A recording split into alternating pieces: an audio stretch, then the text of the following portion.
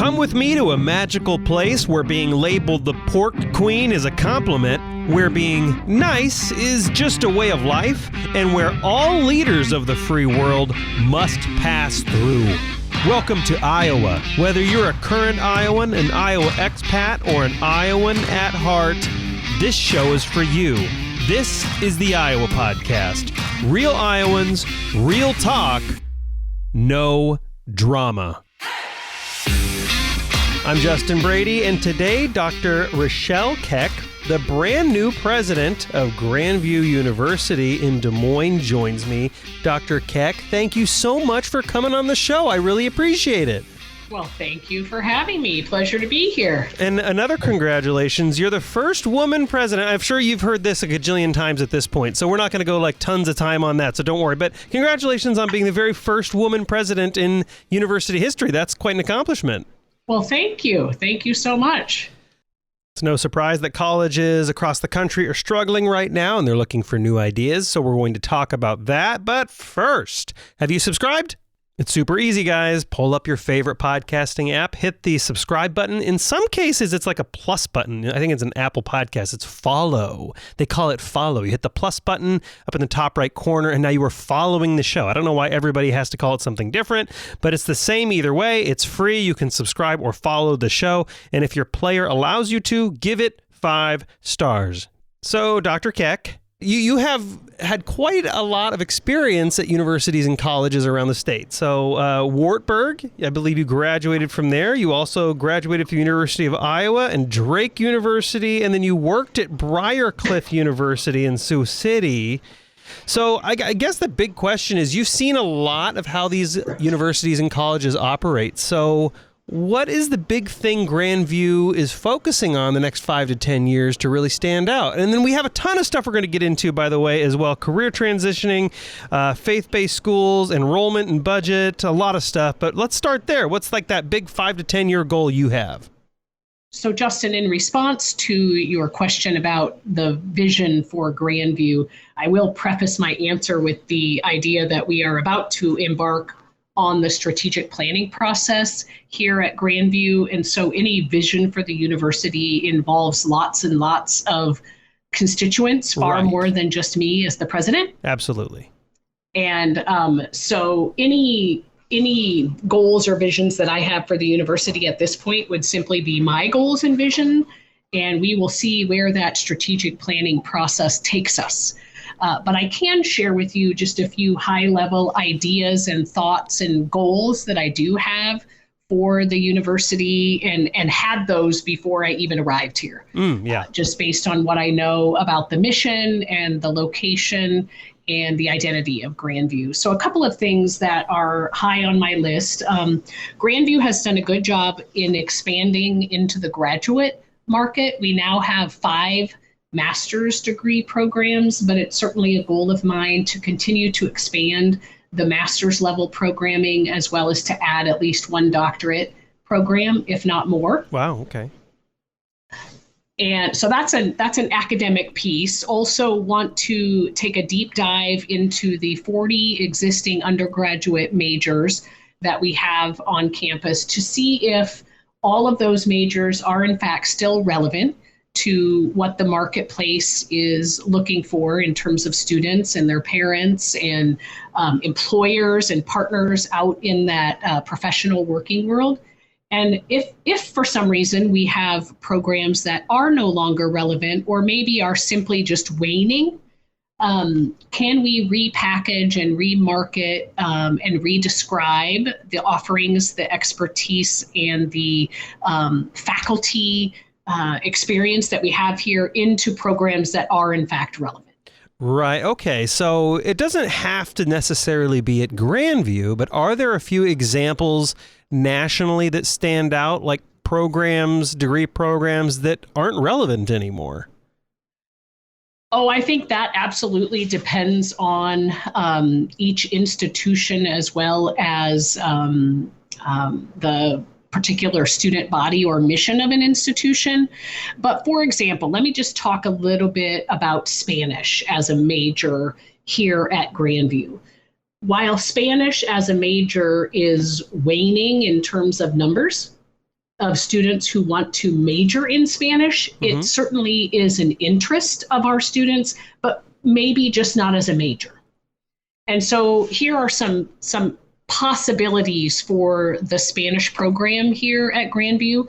Maybe instead of just a Spanish major, because that's a heavy lift. Usually it's something, unless you're going into the education realm, it's usually an add-on to another major.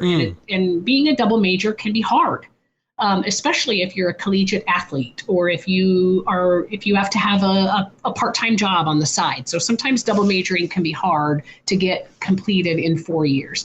So we're looking at projects such as Spanish for healthcare professionals, or Spanish for educators, or Spanish for social services professionals, things like that, where you can get some of that fluency in another language without maybe needing to go down the full-fledged major route. Right. That makes sense. So, like, obviously Spanish, what you're saying, and obviously correct me if I'm wrong on this, but what I'm hearing is Spanish is a useful tool, but there are questions sometimes that come up about, but should it be a major we offer? Because, if you're offering a product and there aren't a lot of people taking or utilizing that product, you have to ask some tough questions about why are we offering it and putting resources that direction when it's useful in our university more as a tool, part of a other educational program. Is that fair assessment?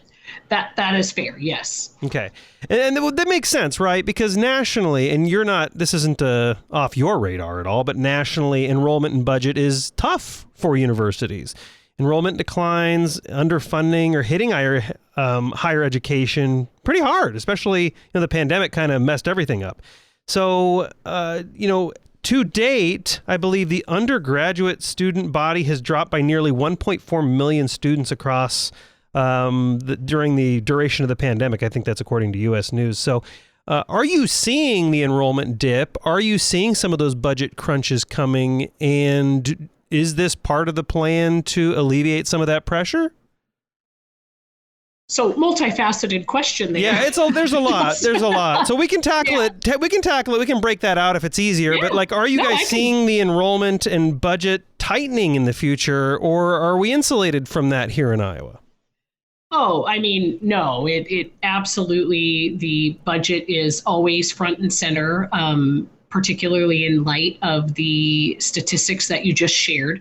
Not only are we seeing the effects and feeling the effects of enrollment declines because of the pandemic, but also inflationary issues and the robust economy are impacting enrollments at colleges. I mean, historically, when the economy is doing well, enrollment at colleges dips, because the idea is that I can go get a job for this much money, and jobs are plentiful. And so why would I go to college when I can get a job? Sure. That's a whole nother conversation and a whole nother podcast, my response to that attitude.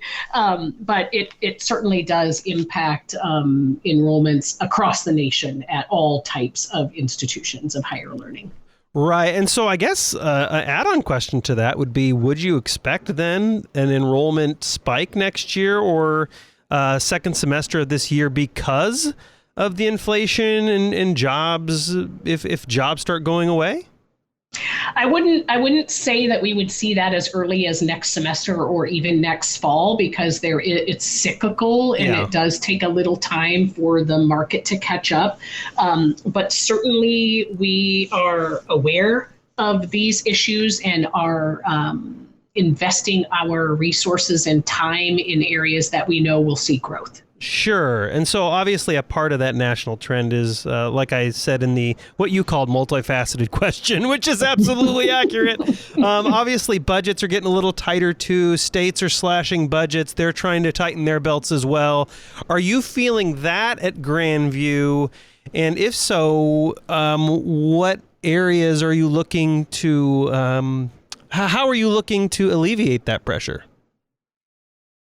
So just so I'm clear, your question is are there budgetary issues at Grandview as opposed to are we feeling the state budgetary issues impacting Grandview? Yeah, I mean, they're kind of the same issue, right? Obviously if states cut funding, it does impact Grandview in some way.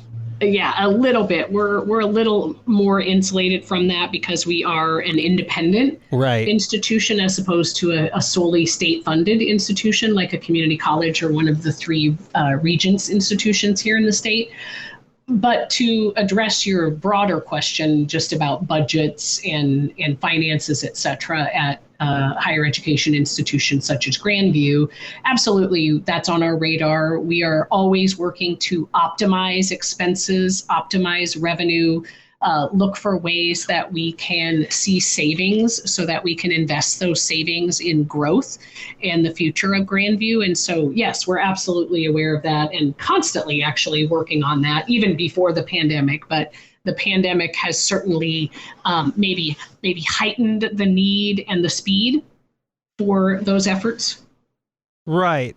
Speaking of about the pandemic, are there any things the pandemic brought about that were good changes? And I didn't prepare you for this. I didn't tell you ahead of time we were going to ask this. But one interesting trend I've been seeing quite a bit is business owners, institutions, organizations.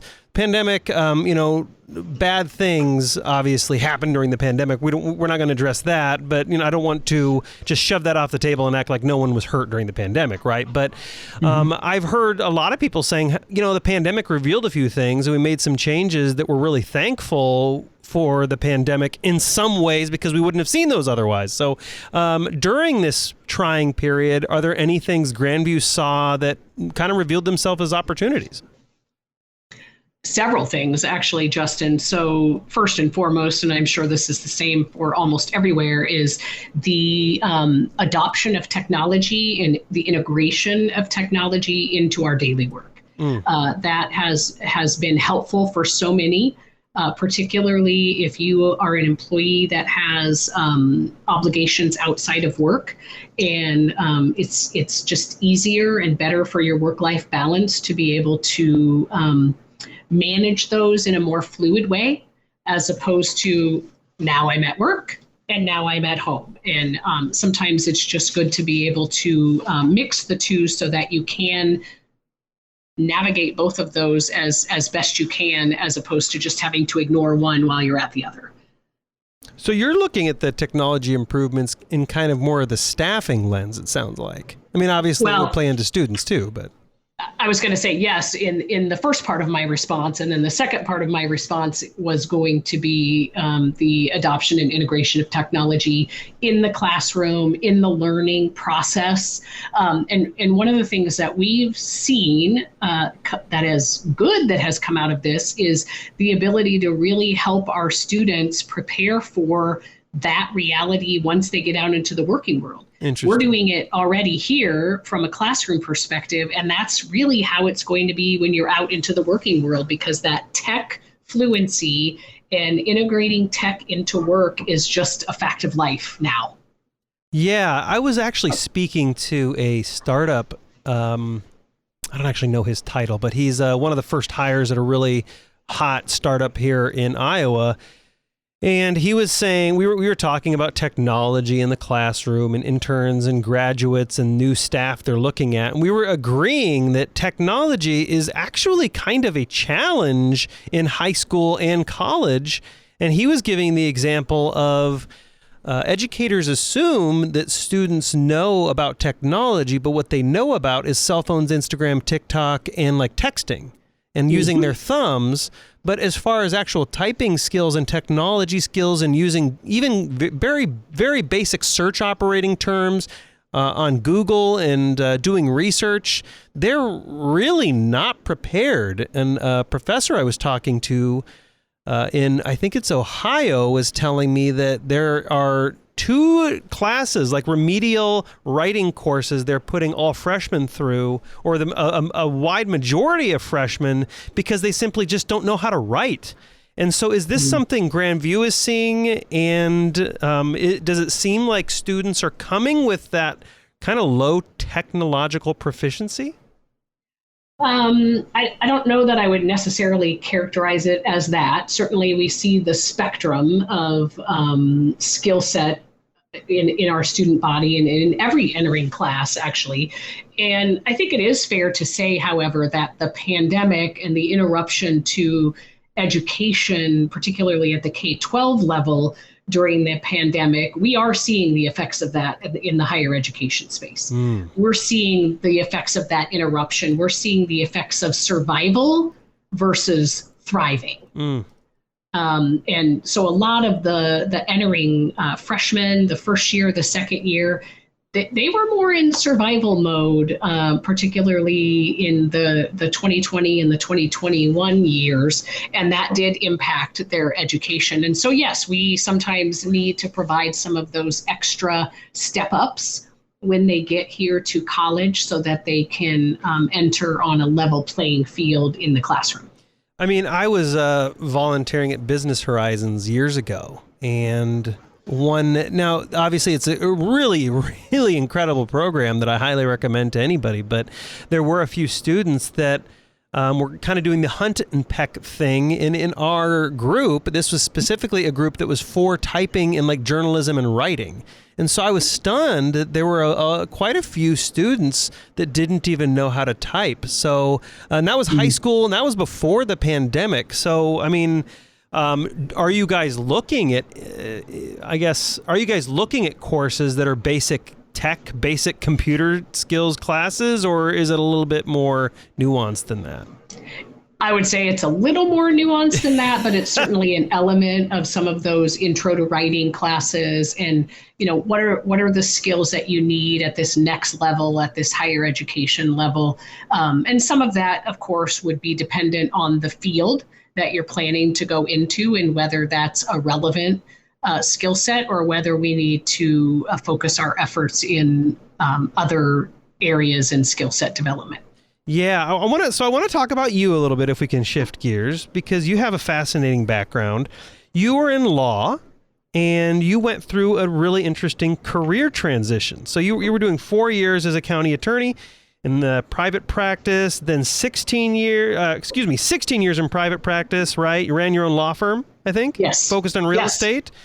And so you're at Wartburg on the alumni board and also at their board of regents, and they're doing a college president search in 2008. And you're like, hey, wait a minute. I kind of hit some of these qualifications. Maybe this would be a cool career path for me. Before someone looks at future career paths, sometimes they question where they're currently at. So what was that spark? Like, were you questioning your current career or just wanting to mix things up? Is there some bigger impact you thought you could make? Why the switch? Well, you actually gave a pretty good intro there.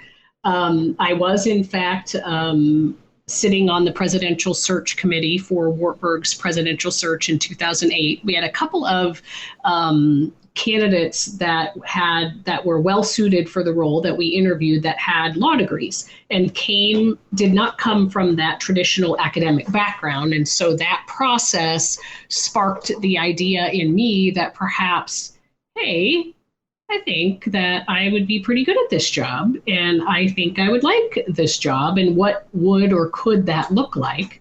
Because I was not a traditional, coming through the academic ranks as a professor or a dean or a provost, and is that even possible? And if that is possible, what does that pathway look like?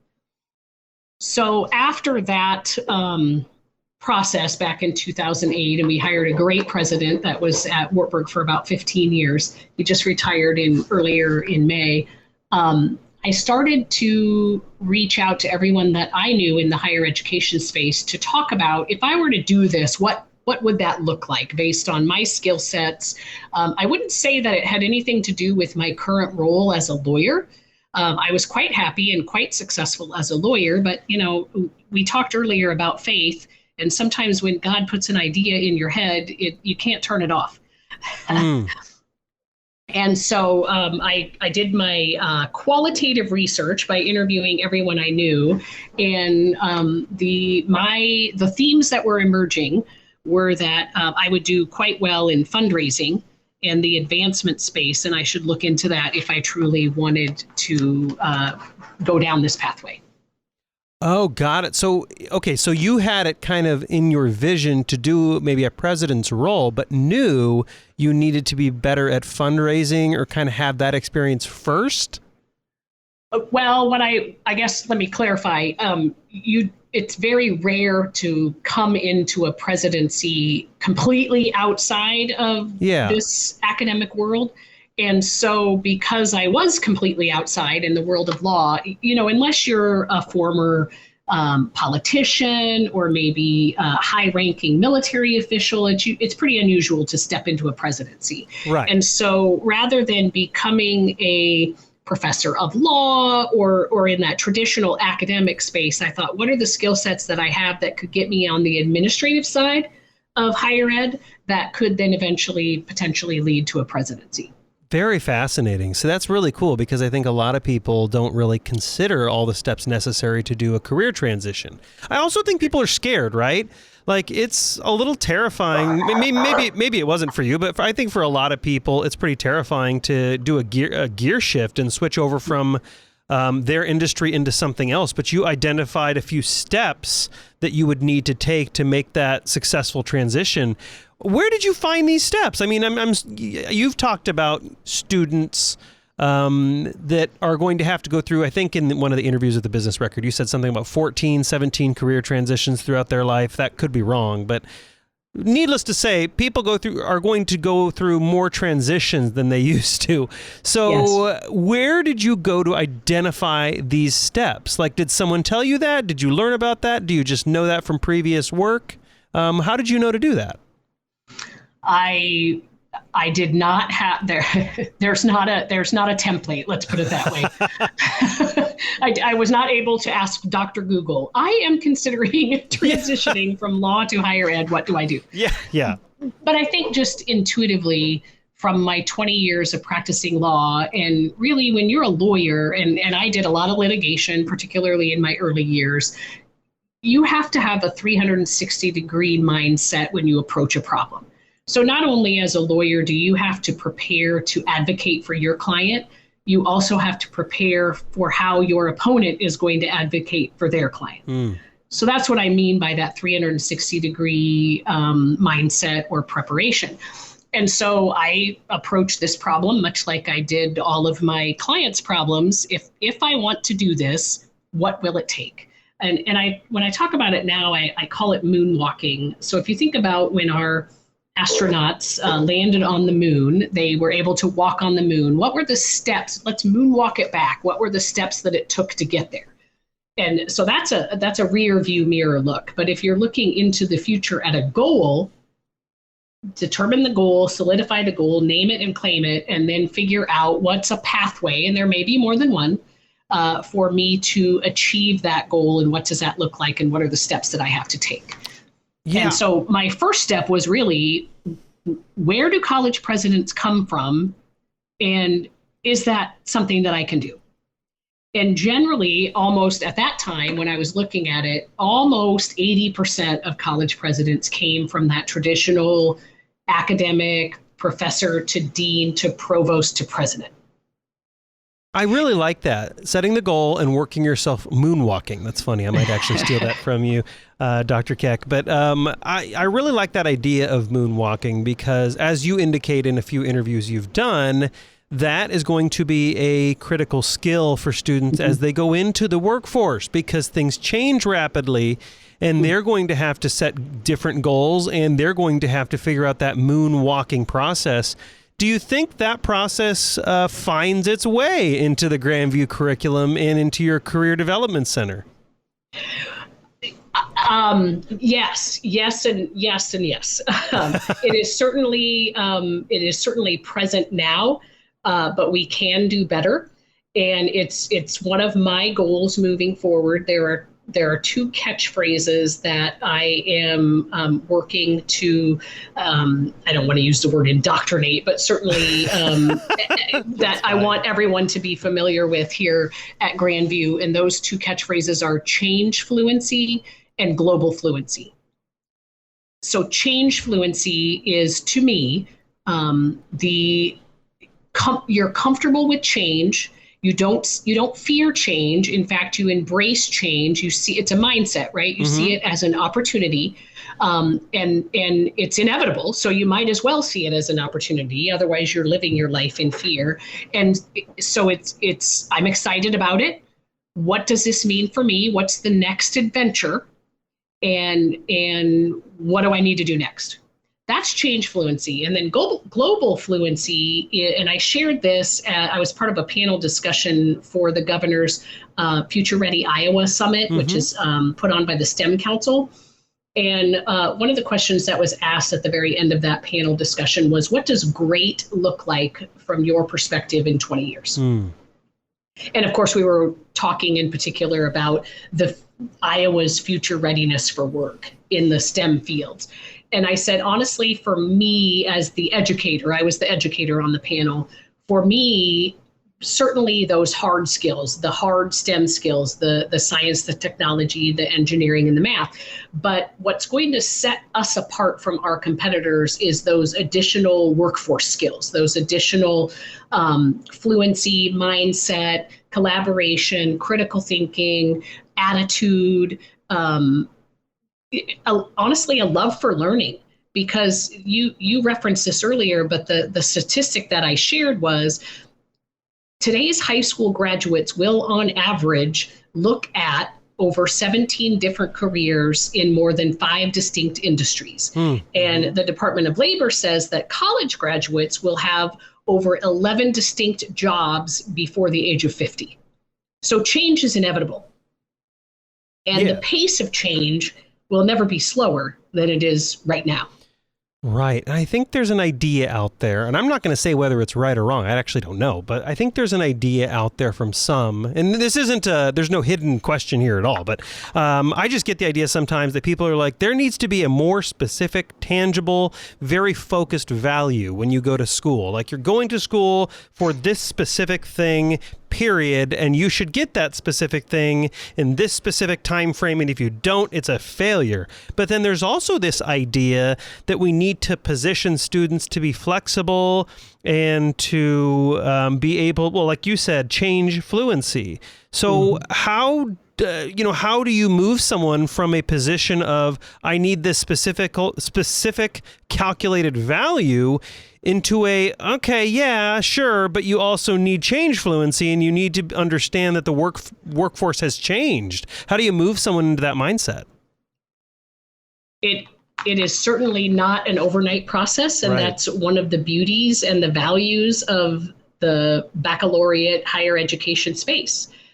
We take that time to help shape our students into far more than just a skill machine.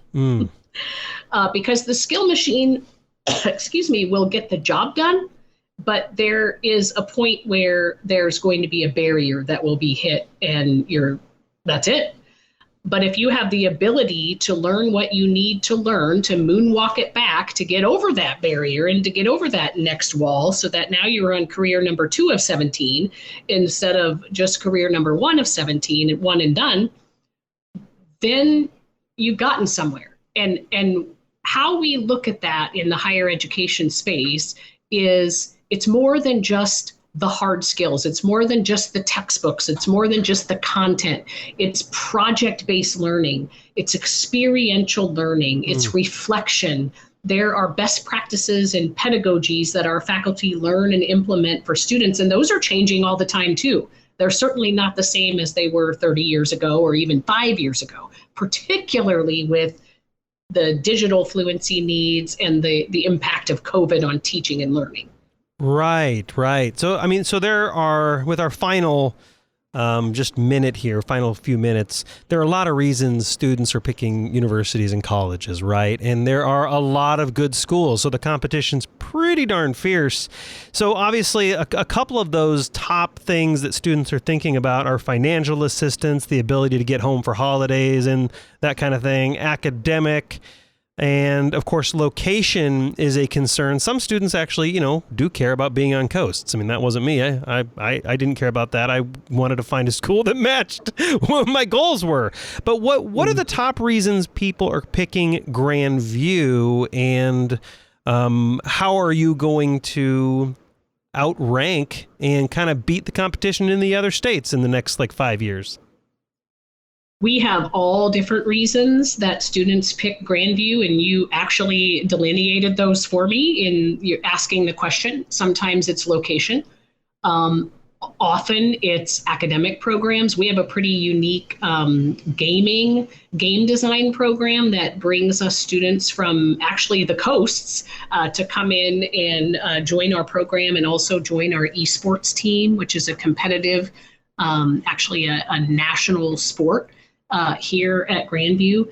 We have students that come here for the traditional athletics so that they can continue that experience that they had in high school, but also get a college degree in the process.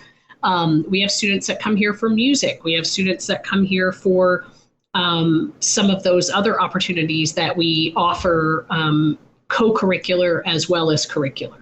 And then once we always say this, if we can get a prospective student on campus, the conversion rate is almost perfect. Because once they get here and they walk around and they meet with our faculty and they meet with our staff, and honestly, they meet other students, it's very easy for a student and their parents, if they're a traditional age student. Of course, we have students of all ages here at Grandview, but it's very easy for a student to visualize and just internalize that sense of belonging. This is where I belong. I can see myself here. I will belong here. I will thrive here, and I will be successful here. Dr. Rachelle Keck, president of Grandview University in Des Moines, thank you so much for coming on the Iowa podcast. What is the website URL people can go to if they're interested in learning more about what you're doing over there? Well, it's very easy. It's grandview.edu. That's that's a great URL. My word, that's magical right there. Dr. Rachelle Keck, thank you so much for coming on the show. I appreciate it. Thank you, Justin. And to my fellow Iowans, Iowa expats, and Iowans at heart, thanks for listening and subscribing to the Iowa Podcast.